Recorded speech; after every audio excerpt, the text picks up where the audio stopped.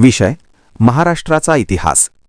नमस्कार मित्रांनो, आपल्या माझी शाळा माझा उपक्रम या चॅनलवर आपले मनपूर्वक स्वागत आहे। मागील व्हिडिओमध्ये आपण प्राचीन महाराष्ट्र, सातवाहन कालखंड आणि वाकाटक घराण्याचा इतिहास पाहिला। आजच्या या व्हिडिओमध्ये आपण प्राचीन महाराष्ट्रातील पुढील काही महत्त्वाची घराणी पाहणार आहोत।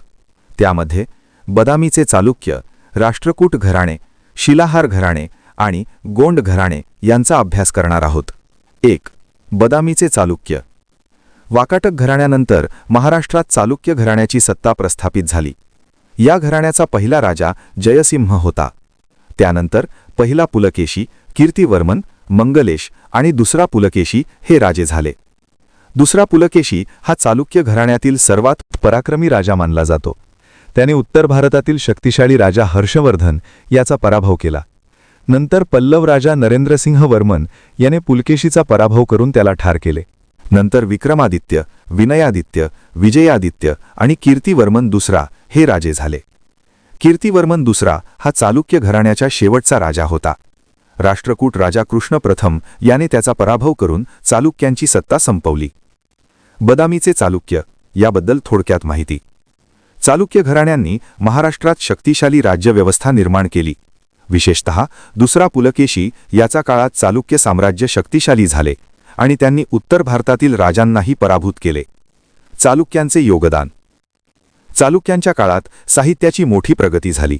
कवी बिल्हण यांनी विक्रमांक देवचरित हा ग्रंथ लिहिला। विज्ञानेश्वर यांनी मिताक्षरा हा धर्मशास्त्र ग्रंथ लिहिला। पंपा यांनी पंपा रामायण हा ग्रंथ लिहिला। सोमेश्वर यांनी मानसोल्लास हा ग्रंथ लिहिला। बदामी, हंपी, ऐहोळे, पट्टडकल आणि श्रवणबेळगोळ येथील मंदिरे चालुक्यकालीन स्थापत्यकलेचे उदाहरण आहेत। ही मंदिरे द्रविड शैलीतील आहेत।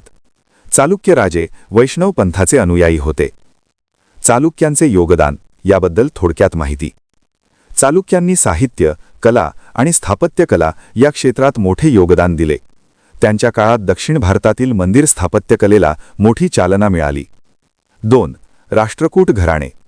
चालुक्यांच्या पतनानंतर इसवी सन 753च्या सुमारास राष्ट्रकूट घराण्याने महाराष्ट्रावर सत्ता स्थापन केली। सुरुवातीला राष्ट्रकूट हे चालुक्यांचे सामंत होते। राष्ट्रकूटांची प्रमुख सत्ता केंद्रे: अ. नंदीवर्धन, अचलपूर. आ. सातारा जिल्ह्यातील माण. क. मराठवाड्यातील लातूर. दंतीदुर्ग हा राष्ट्रकूट घराण्याचा संस्थापक राजा होता। त्यानंतर त्याचा चुलता कृष्ण प्रथम गादीवर आला। कृष्ण प्रथम याने वेरूळ येथील प्रसिद्ध कैलास मंदिर बांधले। राष्ट्रकूट राजे जैन धर्माचे अनुयायी होते। राष्ट्रकूट घराणे याबद्दल थोडक्यात माहिती। राष्ट्रकूट घराण्यांनी महाराष्ट्रात शक्तिशाली साम्राज्य निर्माण केले। त्यांच्या काळात कला, धर्म आणि स्थापत्यकलेचा विकास झाला। वेरूळचे कैलास मंदिर हे त्याचे उत्कृष्ट उदाहरण आहे। 3. शिलाहार घराणे। इसवी सन 765 मध्ये राष्ट्रकूट राजा कृष्ण प्रथम याने काही प्रदेश जिंकून तेथे शिलाहारांना सामंत म्हणून नेमले। शिलाहारांनी गोमंतक येथील वल्लीपट्टणम येथे आपली राजधानी स्थापन केली। महाराष्ट्रात शिलाहारांची सत्ता 3 भागांत होती: 1. दक्षिण कोकण, 2. उत्तर कोकण, 3. कोल्हापूर। दक्षिण कोकणचे शिलाहार संस्थापक विद्याधर जिमुतवाहन। मूळ स्थान तगर, उस्मानाबाद। चिन्ह सोनेरी गरुड। उत्तर कोकणचे शिलाहार मूळ पुरुष कपर्दी। कोल्हापूरचे शिलाहार मूळ पुरुष जतिग। दुसरा भोज हा प्रसिद्ध राजा होता। त्याने कोल्हापूर परिसरात 15 किल्ले बांधले असल्याचा उल्लेख आढळतो। शिलाहार राजे जैन धर्माचे अनुयायी होते। शिलाहार घराणे याबद्दल थोडक्यात विश्लेषण। शिलाहारांनी मुख्यतः कोकण आणि कोल्हापूर परिसरात सत्ता मजबूत केली। त्यांनी किल्ले बांधून आणि प्रशासन उभे करून स्थानिक राज्यव्यवस्था मजबूत केली। 4. गोंड घराणे। प्राचीन महाराष्ट्राच्या शेवटच्या काळात हूण आणि मुस्लिम आक्रमणांमुळे राजकीय अस्थिरता निर्माण झाली। या काळात यादवांनी देवगिरी येथे सत्ता स्थापन केली।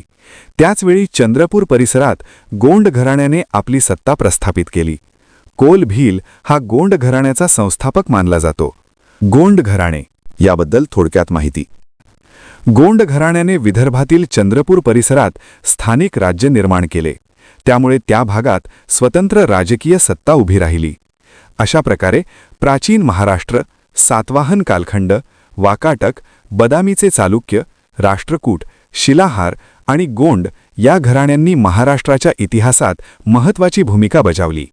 मित्रांनो, जर हा व्हिडिओ तुम्हाला उपयुक्त वाटला असेल तर लाईक करा, शेअर करा आणि चॅनलला सबस्क्राईब करा. पुढील व्हिडिओमध्ये आपण मध्ययुगीन महाराष्ट्राचा इतिहास पाहणार आहोत. धन्यवाद.